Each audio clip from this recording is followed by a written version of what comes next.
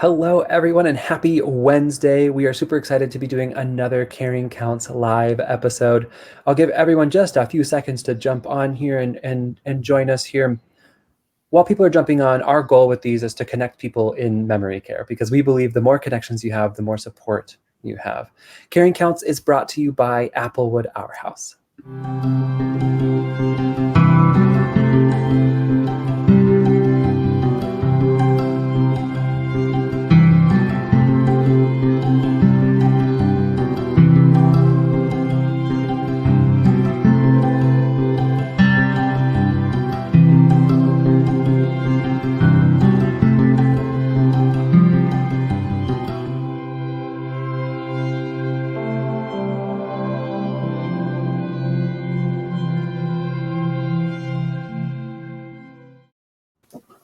Today, we are super excited to have Jill Lorentz from Summit Resilience Training. Jill, welcome, and thank you for being here.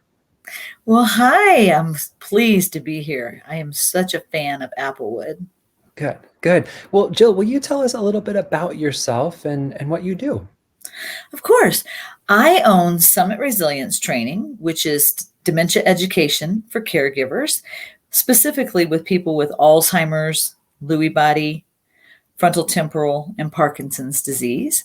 And so I provide classes and educations for families and, anybody that has memory disorders. It could be vascular dementia as well. I provide in-home assessments and I train professionals who work with our loved ones with various dementias. So you're busy. You keep yourself very busy. That's good. I am. That's good. I know. I'm excited to jump in the topic around when we chatted, we were talking about what can a caregiver own and how does that kind of affect the care you give and the behaviors and all the things that go into caring someone with Alzheimer's or dementia. So let's jump right into that. As a caregiver, what can you own? It's interesting because when we have a diagnosis for one of our loved ones, a friend, or whoever it is, oftentimes we only see the symptoms as part of the disease, not something that we might have some control over. And I often tell people in my classes that if we can look at it from a different standpoint, if we can not just look at whatever symptom is presenting itself to us and think, oh, that's the Alzheimer's or that's the Lewy body or whatever it is, and say, how can I change my trajectory? How can I change my approach when I'm seeing these things happen? And some of the things I want to point out today to help caregivers with that is that I have some absolutes that I like to work with. And one of them, which I think is almost the most important one, is we as caregivers set the emotional tone every time we walk into a room with our loved one with a diagnosis. So what I mean by that is, I know caregivers that are watching this will know this feeling. You walk into a room and the person that you love that has a diagnosis jumps a foot every time you walk in.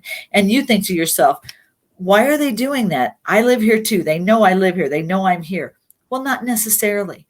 Their peripheral vision is being zoned in now. They only see basically what's in front of them. And they may not hear you come in the room. They may not understand your serious face when you walk into the room. So I want caregivers to try this technique because you do own some of this. When you walk into a room, make some noise, snap your fingers, hum to a song, sing, "You are my sunshine, my only sunshine." You walk in and then you can start talking to the person. That gives them a chance to warm up to your presence and for both of you to set a tone that is very positive.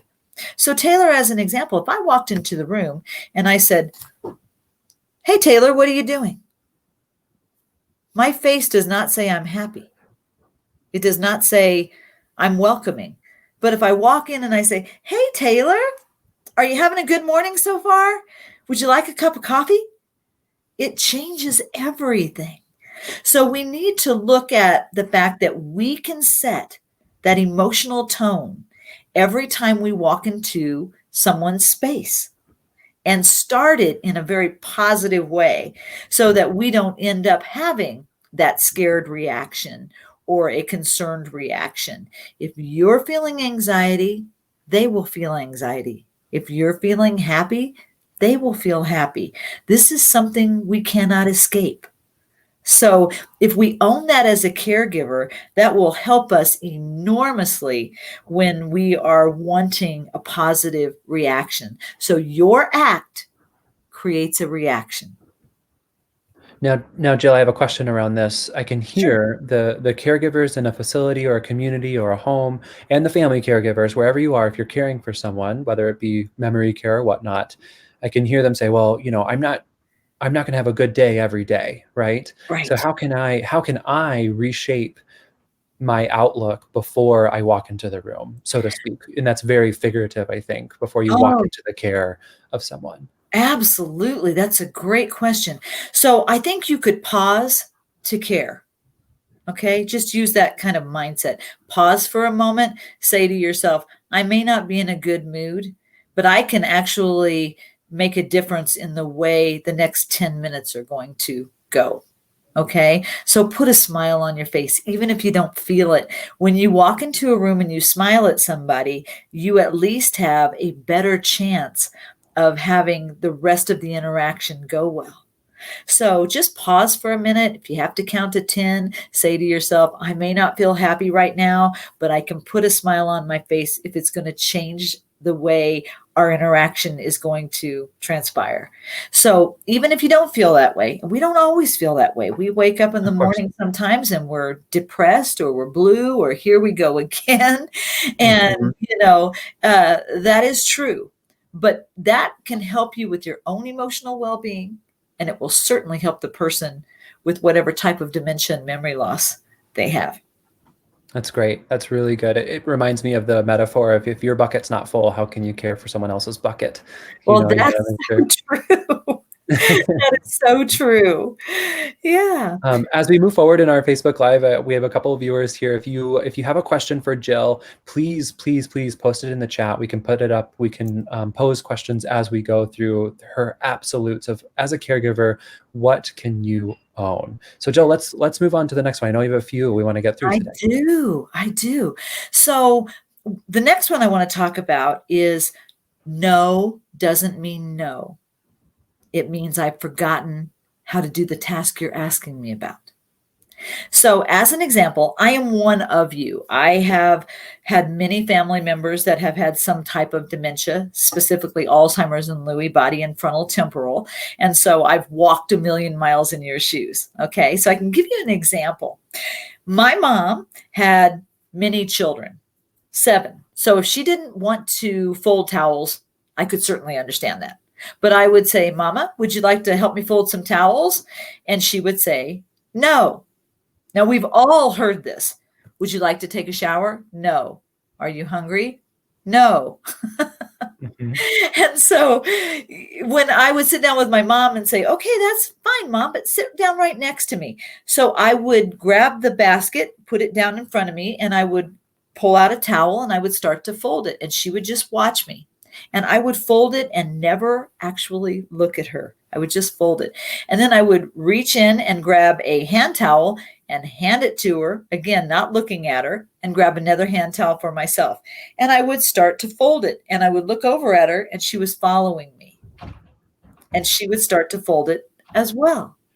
And so I would walk her through the steps of how to fold the towel, and I would give her kudos. Great job, Mom. You did a terrific job. And we would end up folding the rest of the towels. The same thing could happen if you were fixing lunch and you say, are you hungry? And they say no. And so you walk into the kitchen and say, well, come with me, because we know that you are their safety net. You are their safety blanket. They will follow you where you go, especially if you have a smile on your face or they feel the warmth radiating from your body.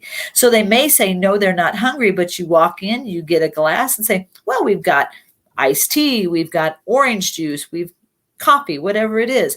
Does that sound good? Would you like some coffee? And they may say yes. Well, while we're in here, how about if I make you some breakfast? Does bacon and eggs sound good? And they may sit down and eat with you. But if you label it, would you like to come in and have lunch or breakfast or whatever it is, they may say no. And I can say this with my classes, and I can say, all of you repeat with me. You ask them a question, and what do they say? No. No. So remember, no doesn't mean no. No means I've forgotten how to do that task. So find a creative way as a caregiver to get them to come along and follow you. Just start the task, begin the task, and include them in it, and you will be much more successful. It's a way to get around the no. It brings me to I think we talked about Teepa Snow when we chatted before, and Right. and she has a way when you're feeding someone, if this was a spoon and it comes up to their lip, it cues that behavior, that Right. that motion and that physical touch cues that behavior. It's almost finding a creative way to cue a behavior with visuals, with handing someone a hand towel to fold, with a cup of coffee leading into breakfast. It's such a getting creative around to cue that behavior, cue that memory, to cue whatever you're trying to get is Right. super important. Oh, it's so important. Cueing skills matter because early in the beginning of the memory loss, that is where they lose the ability to sequence from A to Z. We often think that that happens in the later stages of memory loss, especially Alzheimer's, but that's not the case. They generally start losing the ability to get from A to Z and whatever number there is in that sequence very early in the disease. And so when we start later, we don't realize that they have forgotten how to take a shower. They don't know how to turn the water on and off themselves. They don't understand why it gets hot and cold if you just turn it a little bit. They also cannot control their body temperature and their body heat. So we see a lot of these different symptoms show up, and the way that we can shorten the number of steps in any task by having the bathroom already ready with warm towels and the water on, and maybe you take them after they've had a big breakfast or a big lunch, and you say, hey, come with me, and then you get them in the bathroom and say, you had a lot to drink, why don't we sit down and maybe do our business. Once that happens, you could say, oh, it looks like you spilled something on your pants, why don't we get those pants off? Okay. And then you already have the room warmed up. You've already got the water going. And then you can say, well, while we're in here, why don't we just go ahead and jump in? I've got some warm towels. Would you like to feel it? So those cueing skills and the tactile feelings and the sensory skills of just our emotions, of the touch, of the steps that we can limit, all make everything so much easier for us as caregivers. Absolutely. Absolutely. I love what you're talking about, cueing things. It's something that I don't really think about. You don't think about on a daily basis because it's so natural to you. But when someone needs a little extra help in that cueing, having all of those things lined up and being proactive around those activities can be super important and super helpful. Right. And so it makes a big difference, and it helps us to keep that no away. Now, I'm going to change gears for just a minute, and you may Please say, do. well, this kind of doesn't make sense, but it will. So the next one is to ask yes or no questions if it's something that doesn't have to do with, per se, taking a bath or a shower or something that is important where we need to be more creative. But a person that has memory loss often cannot form a full cognitive thought. Okay, they can't answer something if it's an open-ended question. For example, if I said, Taylor, what would you like to have for lunch? Oh, I If want a you have hot dog and Alzheimer's, some. you may not be able to say, it's a cold day, I'd like a cup of soup and maybe a Right. grilled cheese sandwich. You wouldn't be able to say that. Okay. And so if you said, wow, it's a pretty chilly day, I've got some homemade chicken noodle soup I can make. Does that sound good? Then they can answer with a yes or no that is appropriate. And they have a 50-50 chance of getting it right. Right. So it's chilly outside. Can I help you put a sweater on? It would be perfect to put a hat on as we go out today, don't you think? So Right. I've been So doing this for years and it rolls off my tongue, but I'd like people to practice. If you ask somebody an open-ended question and they can't answer, try a yes or no question. right. So what are your thoughts on giving someone an option? Now, I've heard this before where you can say, would you like chicken noodle soup or would you like tomato bisque or what have you, right? Giving someone two options to choose from. What are your thoughts on that? Oh, I love that. I think it's a great modification. It's a great alternative to be able to say, would you like a hamburger or does um, a sandwich sound good? Would you like to wear this blue shirt or this brown shirt? Right. And they can say yes or no to that. And certainly they can pick which one they want. And you could doll it up a little bit. Use some great adjectives. This blue shirt matches your eyes.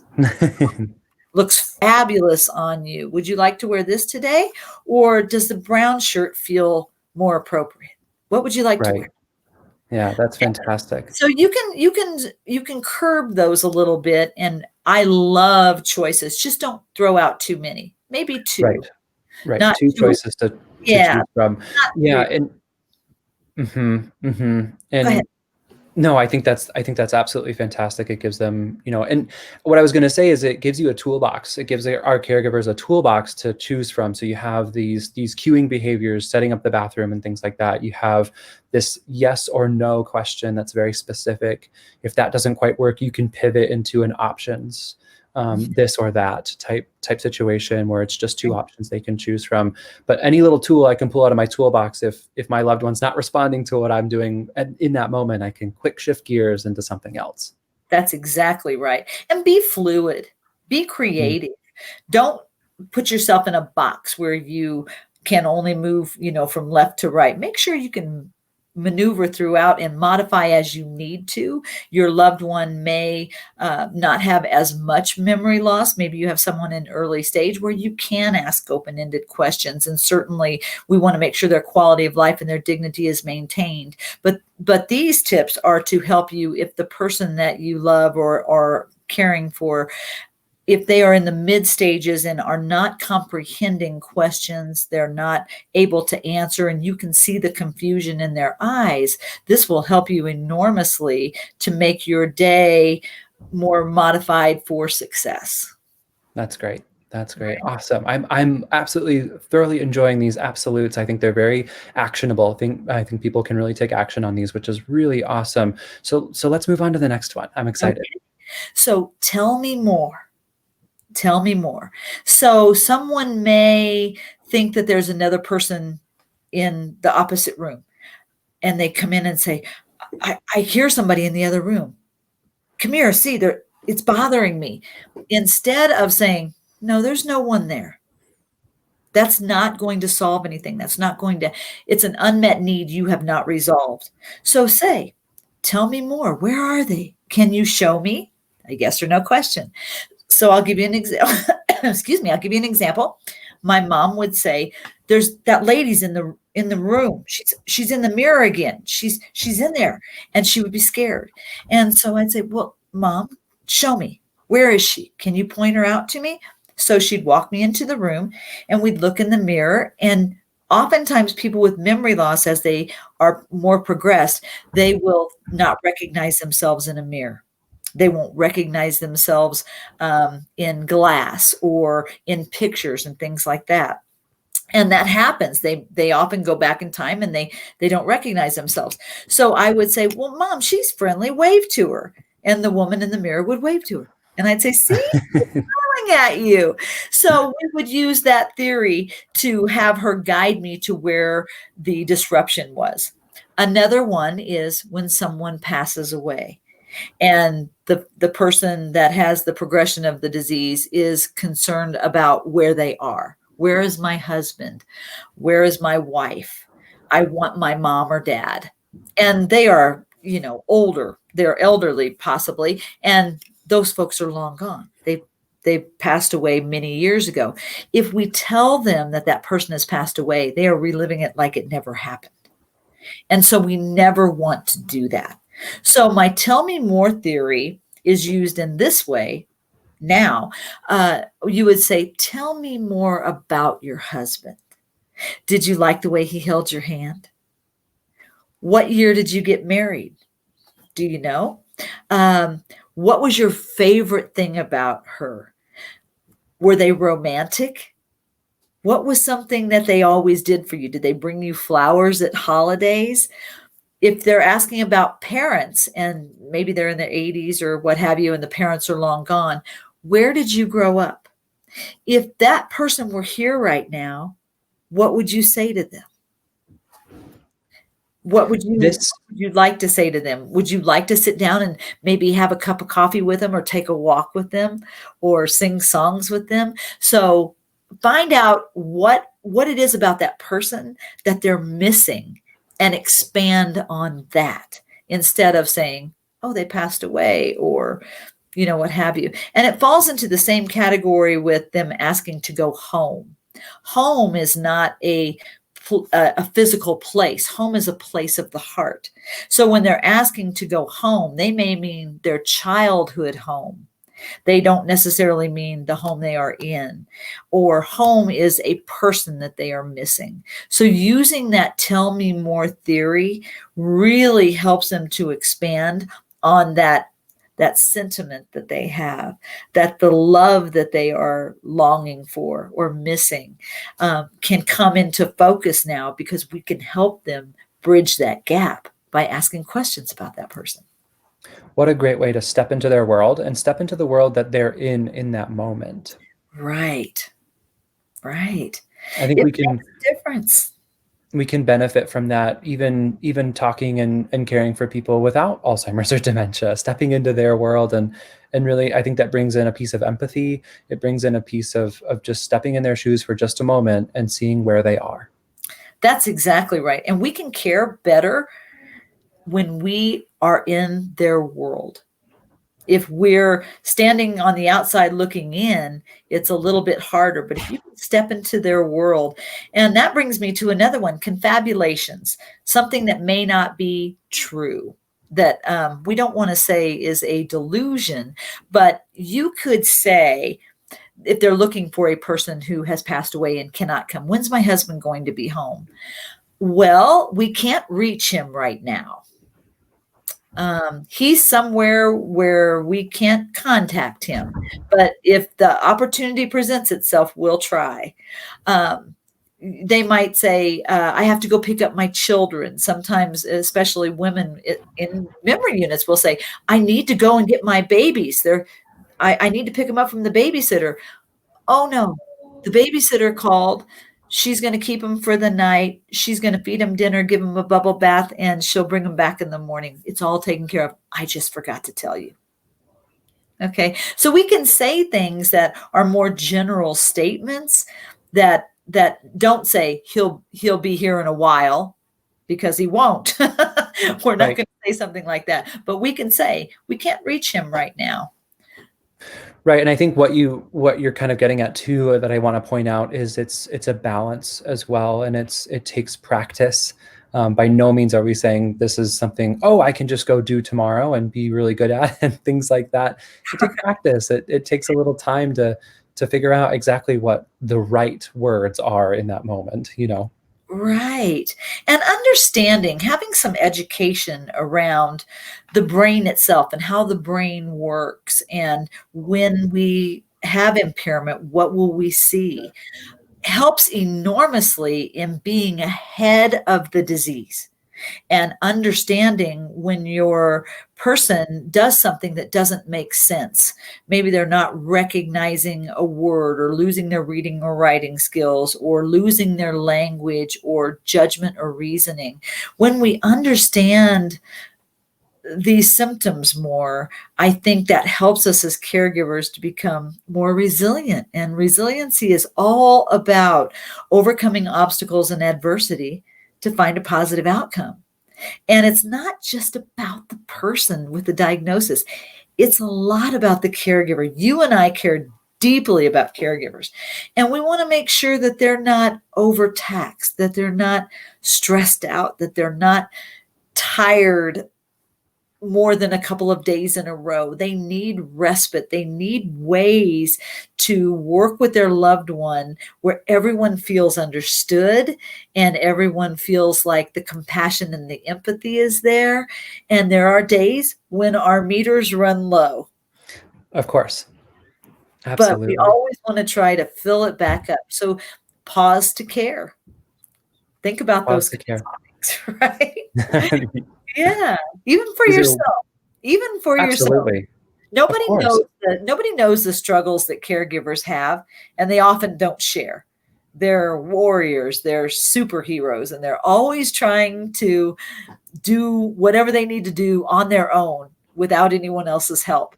But when somebody lends you a helping hand and they say, "Come with me, I'll teach you, I can help you with this," please take that lifeline, because we want you to be okay as well. There's a high statistic of caregivers who get sick themselves and then cannot care for the people that they love. So it's important that they take care of themselves. Yeah, so for sure. I absolutely agree with you. This has been so great. We're looking at what a caregiver can own, right? Not Right. only caring for someone with Alzheimer's or dementia, but also caring for themselves. Absolutely. And just your emotional well-being is so important. And so the last one of the absolutes I want to talk about is the time management for activities of daily living. So if that person is not in a good mood, if they're not in a good place at that moment in time when you need something done, I'm asking you to think about doing it at a different time. Try not to put some action into place when that person is not ready or willing to do it. So if you can have them in a good mental space, it will help you enormously. And just like we did with our kids when they were younger, you might have to add more time if you have appointments in the morning that you need to go to. Make sure that you start an hour earlier than you thought you were going to need to. So just making sure that we take time. This will lower your stress as a caregiver, which is important. That's something you own. You have control over that situation. And so today, I hope that I could bring you some strategies that help you to understand that if you just put a few simple tactics in place, you can change the frustration of any symptom that you see as a problem and make it more enjoyable and make it an easier action reaction with the person that you're working with. I think it's wonderful. I think that's wonderful. And I think what we'll do here is we're going to share this out to our network as well, because we want as many people to hear these things, because it all goes into it. It can all be put in your little toolbox that you can grab whenever you need something. You can try something new and you can pivot as you need to. And I think these action items, these absolutes are fantastic. Oh, thank you, Taylor. I really like teaching families how to live with this disease and make sure that everyone feels like their needs and their wants are met. And it's not just about the person. The caregiver also needs that same consideration. And anything we can do to make their journey a little bit better, to me, is worth its weight in gold. Me too. Me too. So Jill, with that, I am a teacher at heart as well. Love that. So tell us a little bit about how people can find you, get connected with you, and Summit Resilience Training. Absolutely. My website really is a virtual office. I have a knowledge center tab.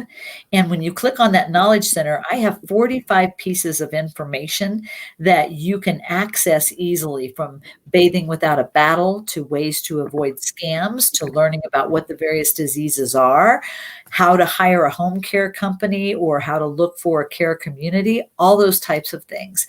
And so if you get on that tab, Knowledge Center, you can find plenty of information. I also have a podcast, Dementia Resilience with Jill Lorentz, started as a radio show, and I'm in my 4th year, and you can access that through my Summit Resilience training as well, if you need to, or on Apple, Stitcher, Spotify, SoundCloud, iTunes, a lot of different mediums. And I have listeners in all 50 states and 54 countries. And I provide strategies and technique shows as well as resources every week. And I drop my shows on Tuesday.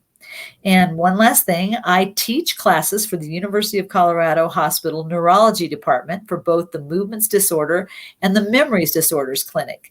And the memories disorders clinic, we have the classes every month. So every other month, there's a beginner class, and it's not your basic Alzheimer's beginners class. It is a class that goes into the depths of the brain and how the brain works. And I talk about how you can manage with the impairment when you are seeing it in a much more comprehensive way that will make you less stressed and the person more successful.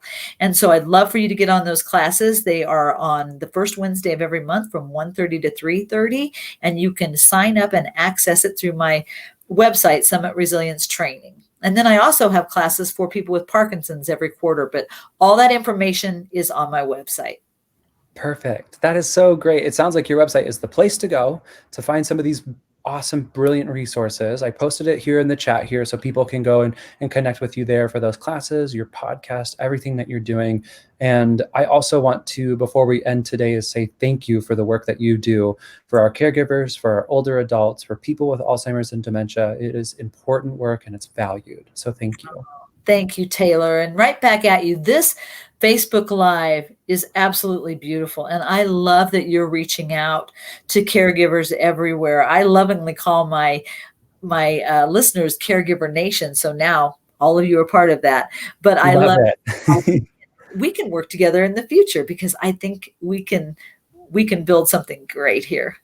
Perfect. Perfect. Well, everyone, thank you so much for tuning in for our Caring Counts Live episode this Wednesday. We'll see you next Caring Counts Live episode in 2 Wednesdays. We'll see you then. We hope you have a great week. Have a great Thanksgiving. We'll talk to you later.